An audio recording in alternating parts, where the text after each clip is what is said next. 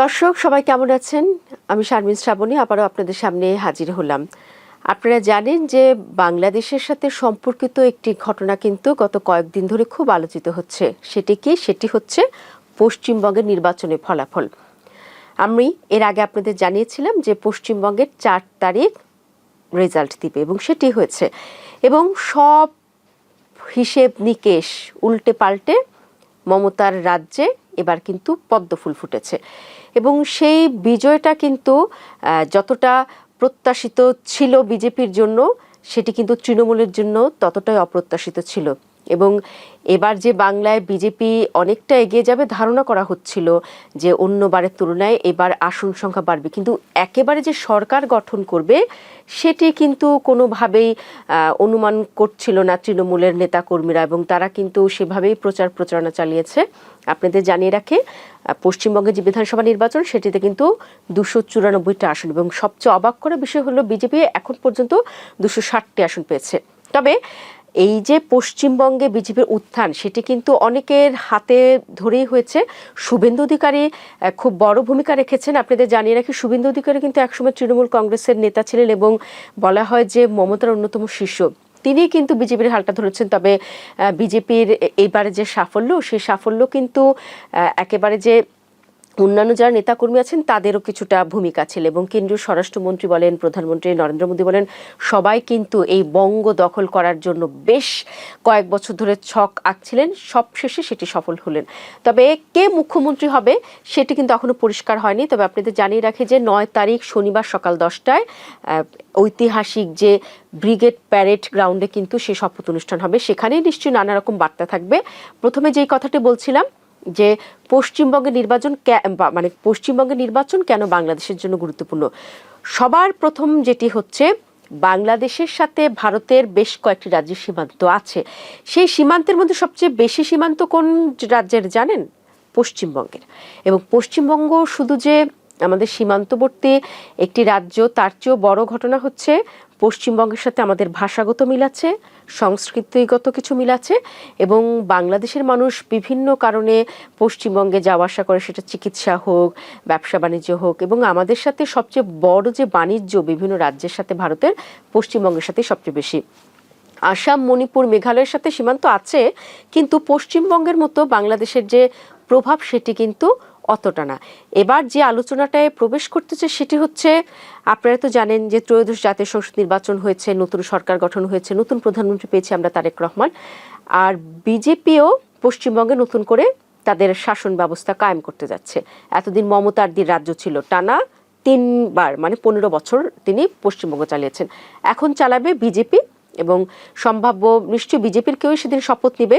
সবচেয়ে এগিয়ে রাখা হচ্ছে শুভেন্দু অধিকারীকে, কিন্তু তারা এখনো নামটি পরিষ্কার করেনি। ধারণা করা হচ্ছে তারই হওয়ার কথা। অন্য কেউ তো একজন হবে, যিনি দায়িত্ব নেক, দিন শেষে কিন্তু বিজেপির যে একটি প্রভাব কেন্দ্রের সরকারের, সেটি প্রভাব থাকবে। তো বাংলাদেশের সাথে যে ভারতের সম্পর্কের টানাপোড়েন তৈরি হয়েছিল অন্তর্বর্তী সরকার, সেটা অনেকটাই কেটে গেছে, সেটি একটি ভালো খবর। এবং আপনারা নিশ্চয়ই এরই মধ্যে জেনেছেন যে ভারতে অবশেষে বাংলাদেশের জন্য ভিসার যে প্রসেসটা, যে ওপেনিংটা, সেটাও খুব দ্রুতই খুলছে। কিন্তু নতুন সরকার আসাতে কী ধরনের পরিবর্তন আসতে পারে সেটি প্রথম বলি। যেহেতু সীমান্ত আছে, আপনারা জানেন যে বাংলাদেশের একটু সবসময় অভিযোগ যে সীমান্ত হত্যা কিন্তু বাংলাদেশের খুব বেশি হয় পশ্চিমবঙ্গের সাথে, এবং এটি কোনোভাবেই কাম্য নয়। এবং সবসময় বলা হয় যে কট্টর যারা হিন্দুত্ববাদীকে সমর্থন করেন এবং তারা কিন্তু এই জিনিসগুলো নিয়ে রাজনীতি করেন। কিন্তু দুই দেশের সীমান্ত শান্ত থাক, এটা আমরা চাই, কিন্তু ধারণা করা হচ্ছে যে সীমান্তের সাথে বেশ কিছু পরিবর্তন হবে। আরেকটি বিষয় হচ্ছে বাংলাদেশের সাথে তিস্তা চুক্তি, গঙ্গা চুক্তি, এসব যখন গঙ্গা চুক্তি শেষ হওয়ার কথা এবছর, এবং তিস্তা চুক্তি কোনো সময় করতে দেননি মমতা বন্দ্যোপাধ্যায়। তিনি একটি বড় বাধা ছিলেন। কেন্দ্র থেকে বারবার বলা হচ্ছিল যে আমরা সব দিক দিয়ে প্রস্তুত, কিন্তু যেহেতু রাজ্য সরকারের ভারতের নিয়ম হচ্ছে কেন্দ্র ছাড়াও রাজ্য সরকার নিজস্ব স্বায়ত্ত শাসন আছে, তো রাজ্য সরকারের অনাগ্রহের কারণে কিন্তু তিস্তা চুক্তি শেষ পর্যন্ত হয়নি। তবে আশা করা হচ্ছে সরকার পরিবর্তন হয়েছে, তিস্তা চুক্তি হলেও হতে পারে। তবে কী ধরনের চুক্তি হবে সেটা আসলে হলেই বোঝা যাবে, কারণ ভারতও নিশ্চয়ই তার স্বার্থ বিকে দিয়ে কোনো কাজ করবে না। দুই দেশই তো উইন উইন সিচুয়েশনে আসলে যে কোনো চুক্তি করে।